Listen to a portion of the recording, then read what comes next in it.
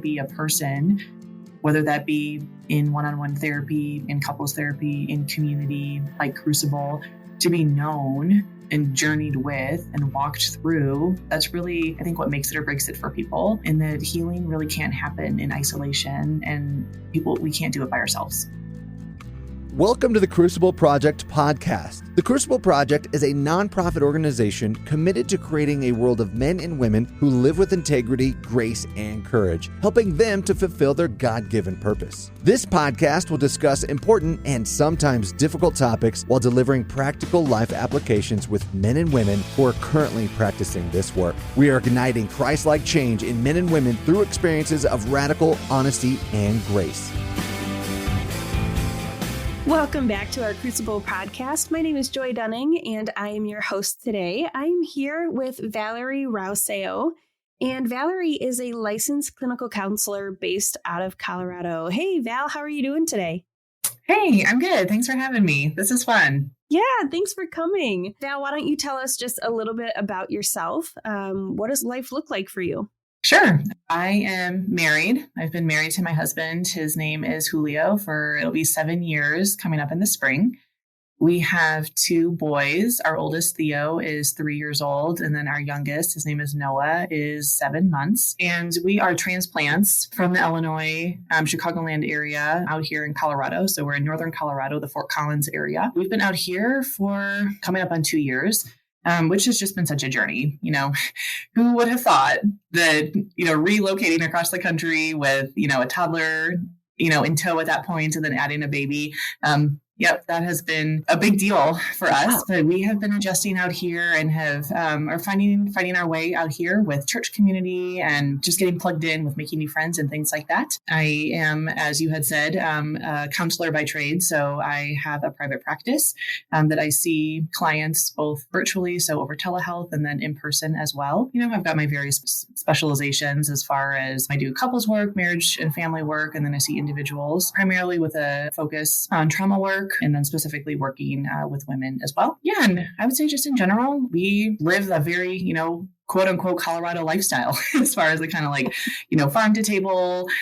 We live in a more agricultural area. So we have lots of access to local meat, local produce, which we, really love learning about that. That's been really different for us out here coming from the Chicagoland area. But we like to get out as much as we can into the mountains and learning about the area that we're in. So yeah, just a little bit about what I'm up to out here. Yeah, so life sounds super boring, right? Like nothing going on.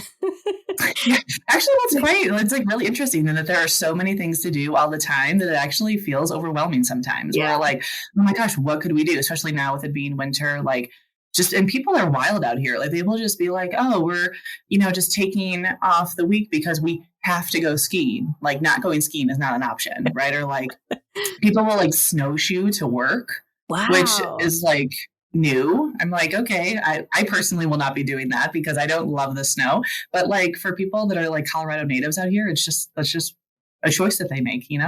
Wake up and decide to snowshoe to work. It takes all types to make the world go round, and more power to them. Yes.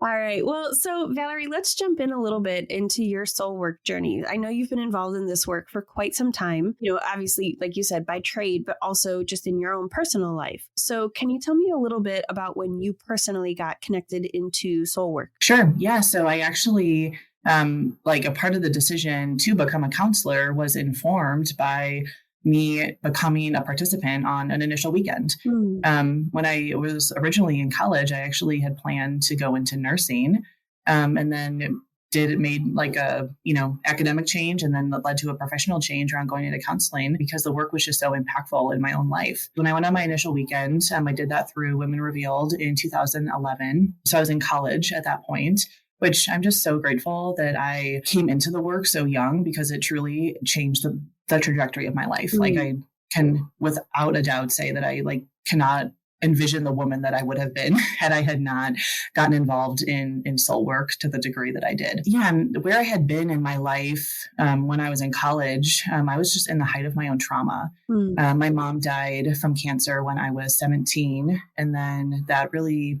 broke my family apart. So my dad decided to remarry very quickly, moved on with his life, but left my sister and I abandoned for all intensive purposes. He withdrew financial support, was really disinterested in wanting to, emotionally connect with us or process through the death of our mom, which, as it goes, directly impacted me. So when I was in college, I was doing that really all independently. Had to navigate it, figuring out how I was going to foot the bill for school, had to grow up just really fast as being a young adult at that time. But what young adults do we know that are 17 or 18 years old who knows how to do anything in life, right? So I was majorly struggling, grieving, had no idea what I was supposed to be doing in life, and really it was just so hard at that time in my life. And, it's so yes, the loss of my mom was, a major ticketed event, but there had also been just what I didn't know at that time, history around codependency in my family. My dad had been an alcoholic and mentally ill for a majority of my life, none of which had ever been really mentioned or talked about. And so I was just on the struggle bus for, that's just how it was. But I didn't actually know that I was on the struggle bus, which is I think about that time in my life, and it was so hard. And I was just utterly spiraling. But to me, that's just what was normal. And so I went to college, as one does when they're, 18, turning 19. And there was a woman at the college that I went to that became my mentor, and she was involved in Women Revealed. And so she invited me to this retreat.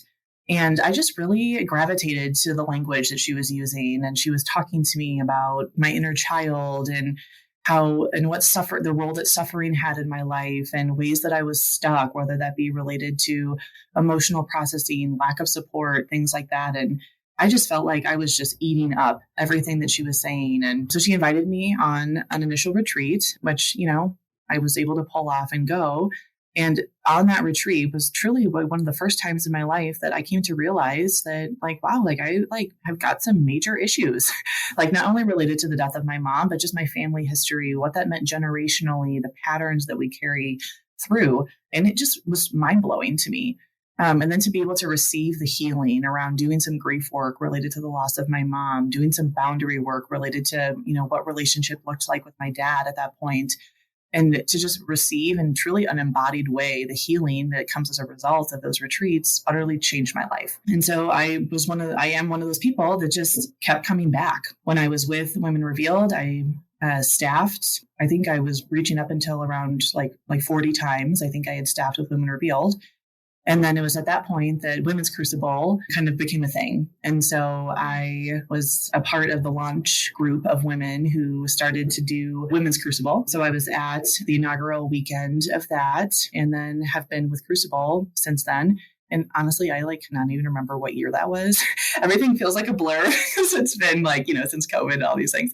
So whatever year that was, it was when I started with Crucible. And then since then, I have had children. We moved. And so my involvement was a little, on and off or touch and go for a season, but I'm now back plugged in with Crucible. I'm in leadership with that. And so I'm a lead facilitator. So I oversee some of the carpet work that takes place. And then I oversee and do work with staff as well. So yeah, it has just been such a journey. And I think that the biggest thing around that is the work that I've continued to do just in my own life about it. It just never gets old. So not only in a serving role, but just as a person, there's never a time where there's not something new or different that I receive for myself that contributes to my own healing. And that is what has kept me coming back. I'm just a person that is committed to my own growth and healing, especially now having children. It's very important to not repeat some of those patterns and dynamics that I know and for my own self and my own childhood were so destructive and so painful. So I feel now committed, even more so as a parent, to not carry that down to my kids. Well, first off, thank you for sharing that. I didn't know a lot of parts of your story, so I appreciate hearing that. Thank you for stepping into that vulnerability. And things are messy. Life is really messy. Yes. Sometimes you don't even realize how messy it is until you're in a place where you can almost take a bird's eye view of your life and go, wow, okay, I have some changes to make.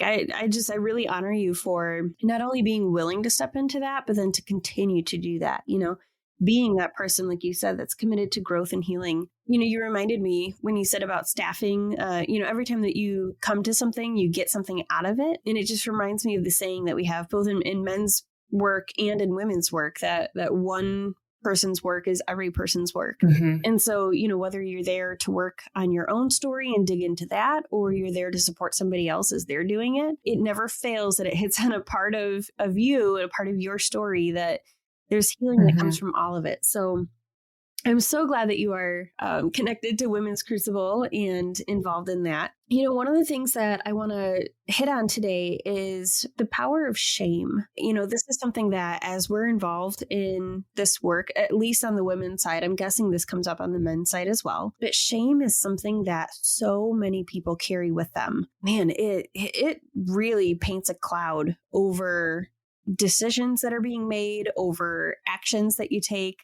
It can so very quickly become such a powerful thing in our lives that, again, until we're in a place where we are taking a bigger picture view of our life, we don't even realize how much shame is dictating what we're doing. So I'd love to dive into that a little bit with you today. First of all, just tapping into your experience with Crucible, but also, in your private practice, what does shame look like, and what do we do about it? Yeah, I mean, I think I'm even, as I was listening to you talking, I was even just, doing somewhat of like a highlight reel with my own self around the role that shame has played even in my own life. And, like prior to, doing a bunch of my emotional growth work, I absolutely would have described shame to be utterly debilitating for me, like, and feeling it in just a real, like, physical way, like that, I would get a knot in my stomach, or like literally would feel like, like my throat clench around like not being able to speak, or feeling like so stuck around believing these messages about myself that were so destructive. Right. And so I think for different people, shame shows up differently. Generally speaking, it's a belief that we have about who we are, right? Whether that it's our badness or ways that, or things that we tell ourselves related to how we are in the world, who we are in the world, that really create this just really yucky feeling that like can show up in our body.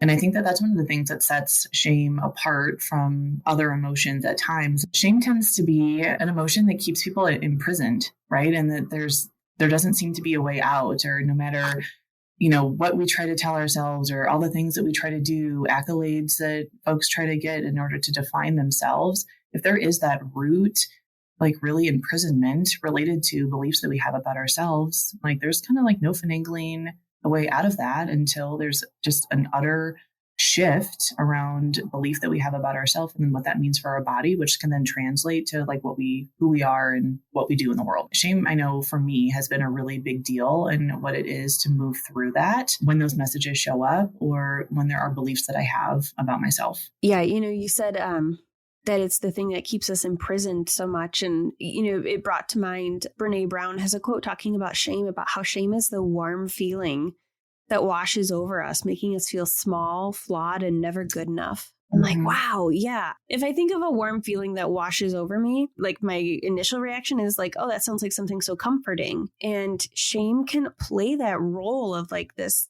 sinister comforter, because it's what we know.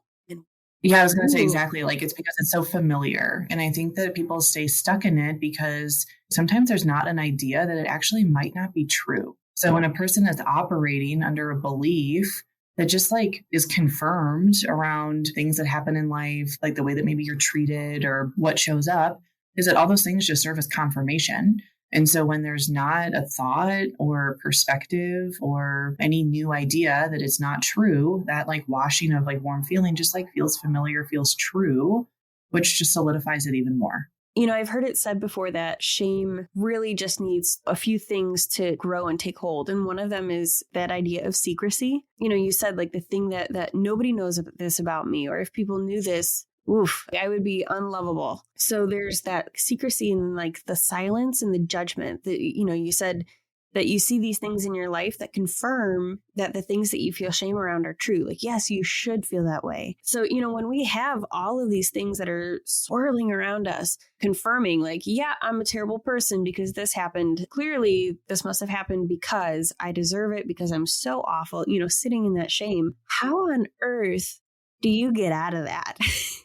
How do you help somebody say, this is not me, and set that down and take a step forward? Like that first gigantic, but what might look like small decision or move to actually just speak it and to name it is like really the first opportunity for light to be shined on it. So most people spend a lot of their time in their head, right? We're all in our minds. Like we think all these things, or we're processing things, or we're trying to make sense of things in the way that our brain knows how. And it's not often until we take opportunity to actually share or externalize some of those thoughts that we can get like feedback around if that's true, or we get a different opinion, or someone might think differently about something. And generally speaking, and I find this to be true, in my line of work all the time, that when people take risk and being able to say like what their inner workings are, that feels really scary. Most people have the experience of like, ooh, you don't want to know what's going on up here. Like that can get real dark and really scary sometimes. And so when that opportunity is taken to be with and connected with, and to have someone who's attuned, sharing in that process with you, that first step around what it is to like potentially have that be a moment of, oh, wait, that actually might not be true about me. And if there's another person to bear witness to or to be with you in that moment, oftentimes like that's where a shift, even very subtly, can happen. So, an example of that would be having beliefs about myself that I'm not good enough. Like that was like a part of my original work that I did all those years ago. Like feeling like, I'm the last on the totem pole. Everyone forgets about me. No one cares. For me to like name that, likely for the first time in my entire life, it showed up all those years ago, that still there's, threads of it now. And for like there to be a facilitator, a mentor, a person that cared for me to say, wow, Valerie, I feel so sad with you that you believe that about yourself. And so like, let's look at that, right? Or like, let's, really like potentially get another viewpoint, right? Or like, to, not that it's a challenge of it, right? But for there to be a gentle invitation, for there to be a consideration that it might not have to be true, as maybe as small or subtle that is really kind of like a game-changing point. When we're hosting Crucible weekends, we have people who have decided that they're ready to take that step and find someone who can help speak that truth into them. And in your practice, the people who come to you, they are ready to start to explore that. What would you say to somebody who might be listening right now and isn't sure if they're ready for that? Like there's things that are kind of resonating with them of, oh man, I feel shame too, but like there's no way there's hope for me, or there's no way I could ever get to the other side of this, or I don't know who to even go to see if they can speak this truth into me. I'm curious, just what would you have to say to someone who might be listening and feeling that way? Yeah, just so to start, you're not alone. And it is just everyone's experience to have these sad or lonely thoughts about ourselves, or hardship around our story and our experience. And so like if there is a thought that maybe there's something different for you, or a question of like, like maybe that's actually not true. Taking that first initial step to just reach out for support can simply be done through looking up a therapist. That can just like honestly be done on Google, right? Or to like Google local therapists, or with organizations like the Crucible, like to reach out and to send an email and to get linked in with someone who would be willing to start a conversation or to get some questions answered. It might not lead to something initially, but my guess would be is that it would, and that our hearts are wired for connection and to be seen and to be heard. If, the description of, shame is that it can be, like a washing over warm feeling, I think that there's something to be said around connection, also like bringing softness or openness, or that being invitational in nature, which is the anecdote to that, right? It's like truly like what, speaks to shame is connection. And it's through connection is what can lead to healing, which that process is simpler said than actually done. And that it actually takes big courage, even in a small choice, to even reach out for support, or to get another opinion, or to ask a person what they actually see in you. it's a big deal, even though it feels like it's really small. Yeah. So there's some courage in there, like you said. And this is another, pulling from Brene Brown's work.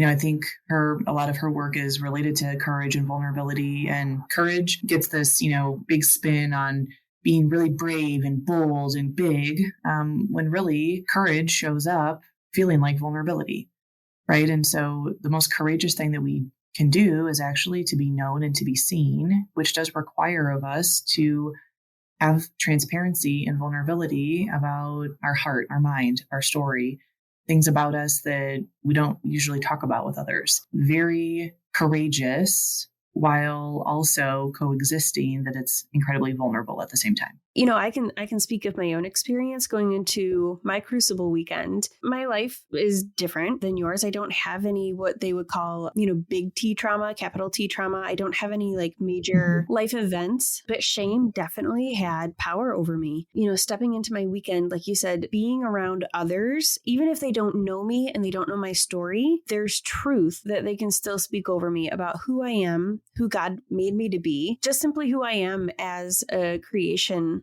of God. And the reality is that shame and truth cannot coexist, because shame just wants to tell you lies, and it wants to keep you isolated and tucked in a corner saying, man, I'm the worst. I can't do that. Nobody wants to listen to me. Nobody wants to hear me. And, that's just not truth. And when you are in an environment like on a Crucible weekend, or, connected to a group, or in counseling where somebody is willing to speak that truth to you, man, it makes an impact on shame. All of a sudden, shame starts to lose the things that it feeds off of. And very slowly you can starve the beast from the inside out. And so that's, I'm so grateful for your reminder about that.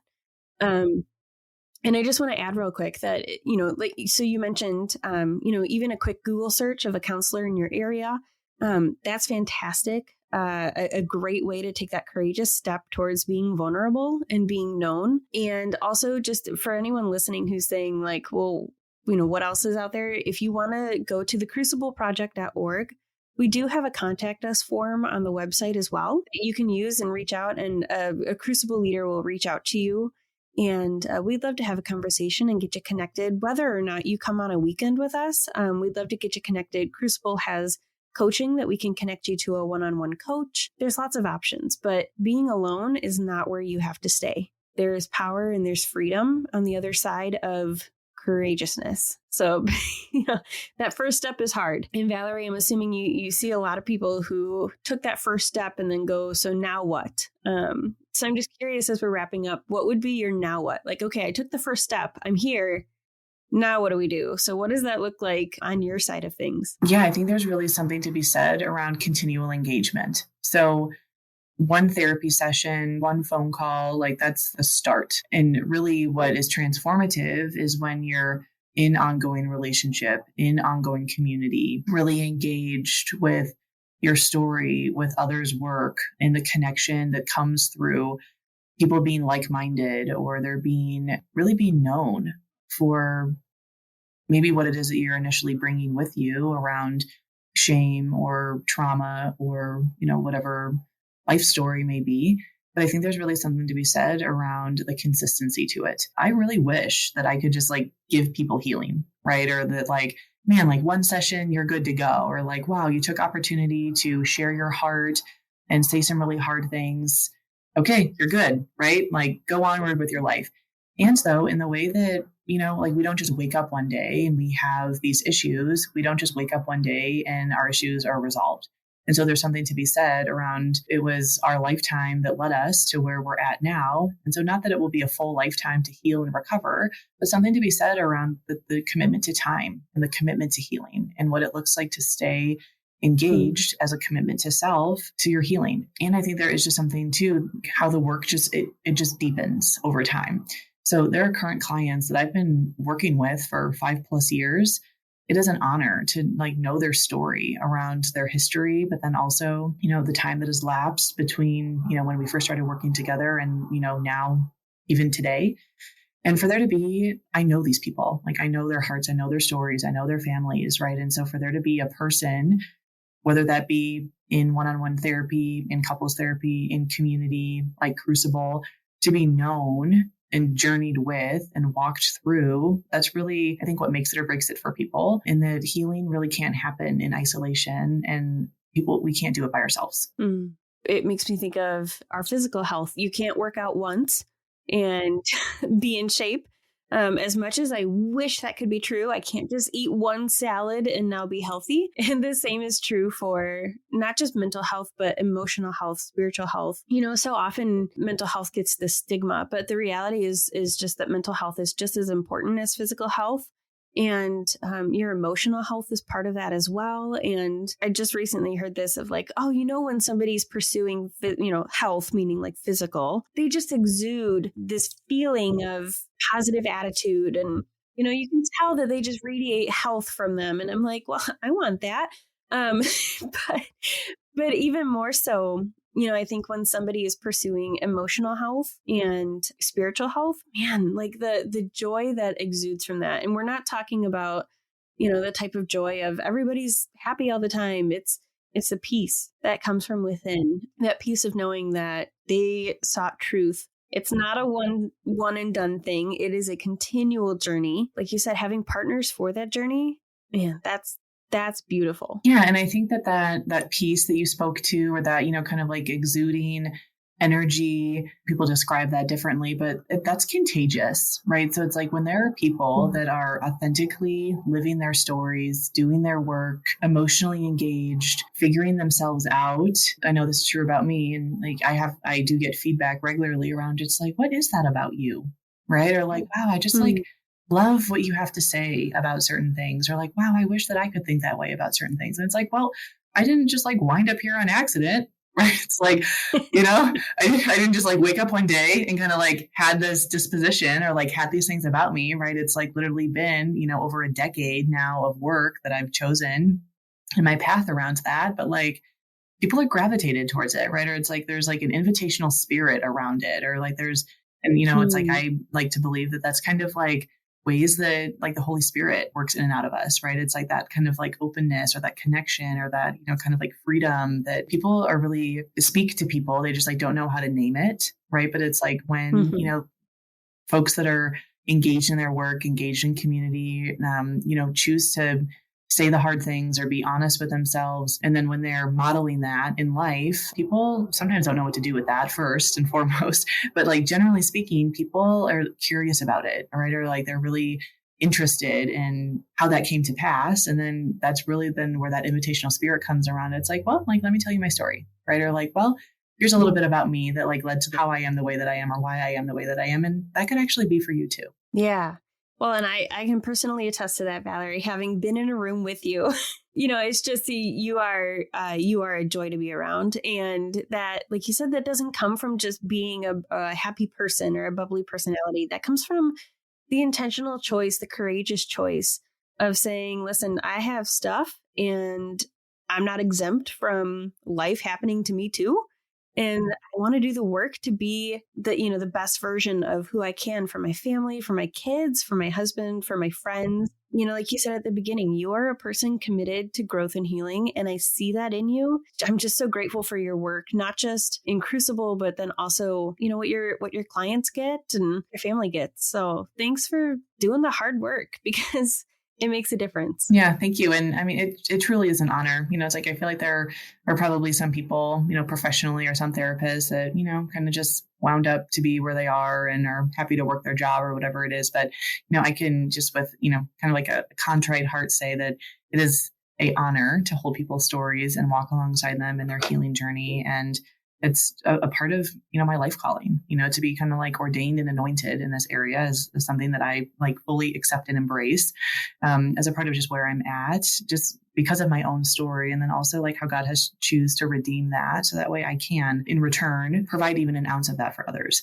Right. And it's like, I think that that's another thing that is different about this type of work is that, it's not just about it being something cool and fun to do or, like just another retreat to go on that, maybe you'll get that kind of like retreat high, and that it's genuinely life-giving in the way that it's designed for the long haul, right? Or there's opportunity for it to like carry through different life seasons. And it's a genuine life calling and like a passion pursuit for a lot of people, which I have found that I cannot find that in other areas, whether that be professionally or personally. That truly is a gem. Well, and the beauty of it is a life calling, and it's never too late in life to start. Yes. All right. Well, Valerie, thank you so much for your time today. Thank you for your thoughts and for being a part of this podcast. I'm grateful for your impact, and bless you in your journey. Thank you so much. For more information about our weekends, please go to thecrucibleproject.org. Or if you're ready to get started on your transformational journey right now, you can connect with one of our Crucible certified coaches for a free 30-minute session at thecrucibleproject.org/coaching. That's thecrucibleproject.org/coaching. If you like what you heard, connect with us on Facebook, Instagram, and Twitter. Rate and review wherever you are listening, and don't forget to subscribe on your preferred podcast platform. Thank you for listening.